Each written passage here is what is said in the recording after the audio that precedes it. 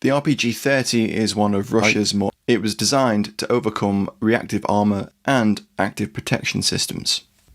It entered service in 2012 and has seen extensive use in fighting in Ukraine.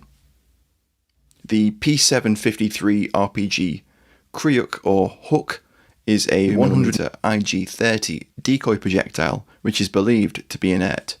This can be seen in a secondary thinner tube running along the side of the weapon.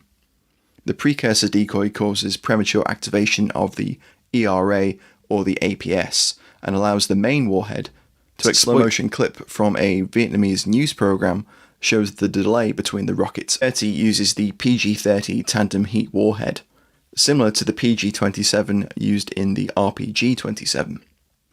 It can reportedly penetrate up to 750mm of rolled homogeneous armour, and up to 650mm of armour after ERA. Effective range estimates vary, with the average suggesting 200 metres. The weapons are just over 1 metre, or 44.7 inches. Unlike other Russian weapon systems, few videos of its use have been shared by Russian state media or Russia's. As soon as the Russian invasion was launched on 24th of February, RPG-30s began to see use with Russian forces. By late February and early March, imagery of captured examples began to be shared. This was quickly followed by imagery of captured examples, most notably from the column of Tiger M armoured infantry mobility vehicles. Here's a photo taken on around the 27th of February of the equipment captured from the convoy, including an RPG-30. A photograph clip from Balaklia filmed around the 10th of September shows a large number of captured small arms and light weapons, including a couple of RPG-30s. We can see the same RPG-30 in this slightly earlier clip, filmed in late August. We got our first brief look at the RPG-30 being earlier in mid-Russian Western Military District range, also surfaced, giving us a good look at the weapon in action.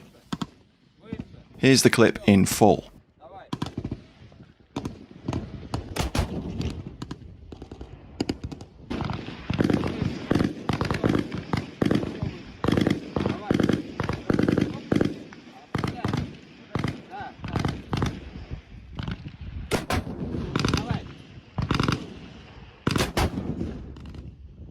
Ironic, given that Ukraine doesn't operate any APS-equipped tanks.